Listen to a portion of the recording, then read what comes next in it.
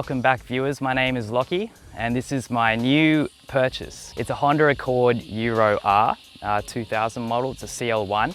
It is something that I never would have thought I would buy. I woke up the other day and was like, what the hell have I actually got in the garage here? Because has anyone actually seen one of these before on the road? Like I hadn't until I bought it. It is a super random purchase. Essentially, it is the world's most generic sedan, the Honda Accord, but with the whole Honda parts list thrown at the car. So it's got brakes from an NSX, it's got a steering system from an S2000, steering wheel from an Integra DC2 Type R. It says the engine from a Prelude Type S. And when you slap all that onto like a really kind of generic sedan, what you get is this really rare, unique and fun to drive car. The car is essentially stock. It's basically got some wheels on it, some nice work emotion wheels, but that is it. It also has this like really cool spoiler at the back, which makes it look like a wannabe Toyota Chaser. And then, yeah, like that's essentially for the exterior of the car. It's a cool sedan with some nice little touches, but in terms of the interior, you get these really cool Recaro seats as well, which are super comfortable. They're actually shared with the Mitsubishi Evo 5, I believe, as well. You get this stainless steel gear shift. You get the Momo steering wheel out of an Integra Type R with a little cool gold emblem on it, and the classic black 90s dash, which I actually really like. Something about that squidgy black stuff that they used to use in the 90s. But yeah, overall, it's a really it makes for a really interesting car, which from a distance you wouldn't even look at twice, but once you kind of get up close, and the people that know what it is, I think it's like a really cool car. Now that you know a little bit about the car, let's take it for a spin and see how it compares to the countless Subarus I've been driving over the last 8 years, like that thing. All right.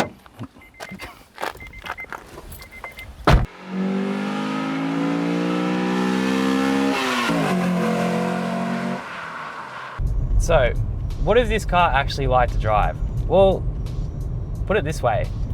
My girlfriend has a 2023 Kia Stonic, but this car is more refined than that car, and it's 23 years old. It's insane. Like, this car has almost zero road noise. It doesn't rattle. It's like whisper quiet. It's kind of shocking for a car this old, actually. And I think it really speaks to Honda's engineering back in the 2000s and like late 90s. But that's not really why you would want a car like this, I guess. It's not to feel like a brand new car. Like, why would you get a 23-year-old car that drives like a brand new car? You may as well get a new car, right? Well, I think the really cool thing about this car is that it also maintains some of those 90s Honda driving characteristics, which you get in the likes of Integras, Civics, you know, NSXs and S2000s. It has the super revvy engine, which is the 2.2 litre out of a Prelude. And it has some very, very frantic feel to it, which you don't really expect from a car that looks like this. The front wheel drive handling characteristics is something I've never had in a car before, but Honda is the absolute best at it. They're kind of renowned for that. In terms of like the mid-corner traction and stuff that you get in this car, it's insane. Like, it literally grips like almost as well as my WRX, and it's front wheel drive, and that's partially down to the fact that it has this amazing limited slip diff in the front.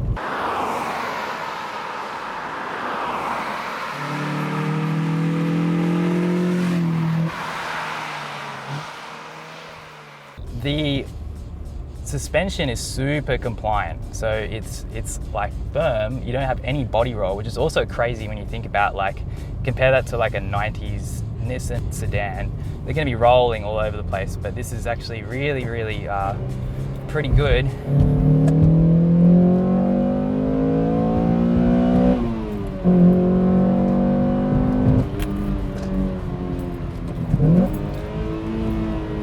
And it just eats corners, man.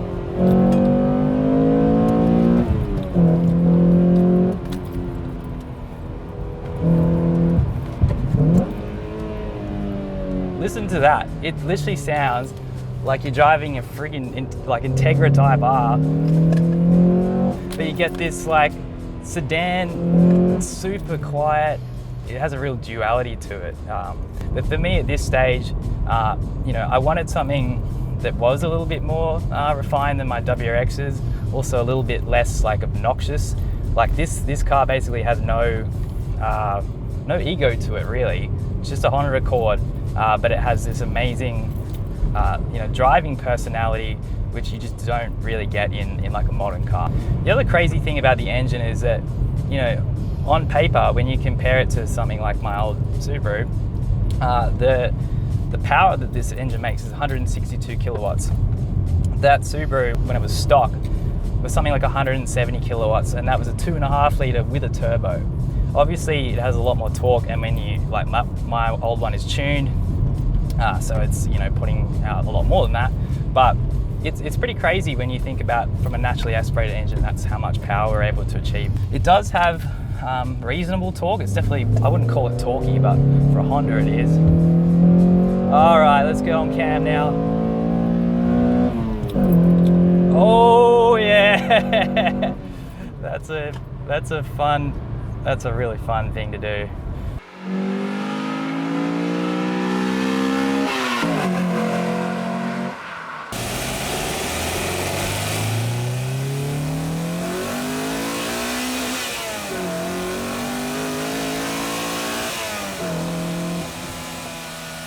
And I thought, like, going from a turbo car into a Honda, like, even the guy I bought it from was like, are you sure you want to do that, man? Like, that's, you know, like, you're going to lose a lot of torque. You're going to have that feeling of like, God, this car's slow. And initially I did feel a little bit like that, but you just have to adjust your driving style. The car needs to be revved out.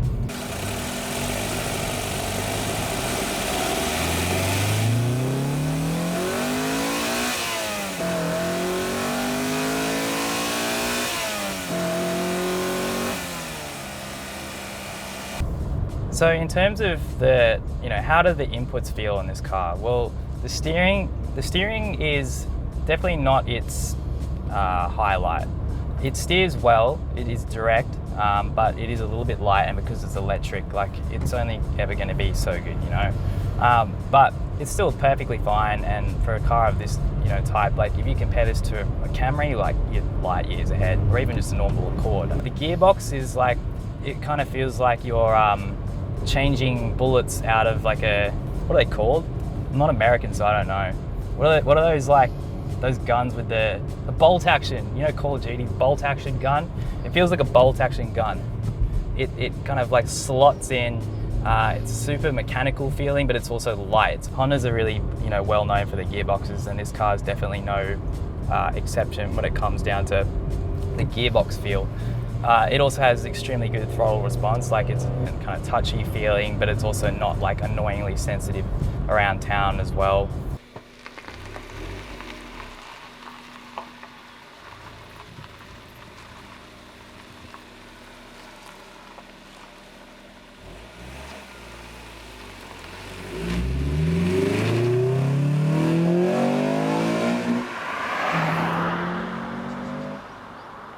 You can understand why people go crazy over VTEC. I think it's something that you kind of have to experience to actually understand. Like, on paper, you're like, yeah, whatever, like, it has a bit more power up top, like, it's not fast, but there's something very soulful about it, and it's something that you don't get in modern cars. So if you want something that has some of those modern car niceties, like, in terms of just, it feels like a solid car, it doesn't feel like a piece of shit. Everything is super tight. Like, this does have 90,000 kilometers on it, so it is, like, you know, hardly driven, but it feels so tight. And you get some of those characteristics that you kind of get in modern cars. However, you don't get the drawbacks. In the wet, it'll just absolutely, like, spin up the wheels as well, which is quite entertaining.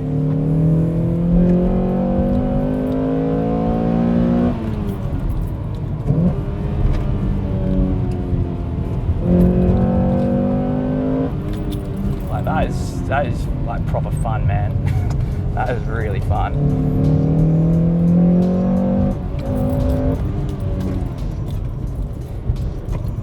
It's also extremely fluid. That's how I would describe how it drives. Like, it's not like on edge. Like, a lot of, I think, front wheel drive hatchbacks are very on edge, you know, they're kind of like playful, but which is, you know, part of the reason why a lot of people buy them. But this car it still moves around, it squirms around. You feel the back coming out when you under hard braking, but it is fluid. It's not as aggressive as what you would get in a Civic or an Integra. The seats are amazing. They're extremely comfortable, but they also grip you in a lot. This car would be really suited to doing long drives, although it doesn't have cruise control, which is a bit of a stitch up, but it's pretty common on import Japanese cars. It's extremely comfortable to drive around in, which is, yeah, part of the appeal of buying an Accord versus some of the other Hondas. In terms of like all of the driving inputs, they've been really well thought out. Everything is extremely, you know, easy to use and adjustable. Not that there's really that much in terms of like tech and stuff. The steering wheel is this beautiful Momo steering wheel, which they actually have in the Integra, but it's also been used in 90s Ferraris apparently. So if Ferrari's happy with it, then I guess it'll do for me as well. It feels pretty good. Alrighty guys, so that is the wrap up. I hope you guys enjoyed the video. I certainly enjoyed it. The Honda is so much fun to drive. I really love it, and we're going to be making more videos on this bad boy coming up in the future. So stay tuned for that. If you like the video, subscribe, and yeah, come for the ride with us. That's it. Nah. We don't offer free rides though. I feel like I f***ed that up as well. No, that was actually pretty good. It was very close. Very close. Try one more time.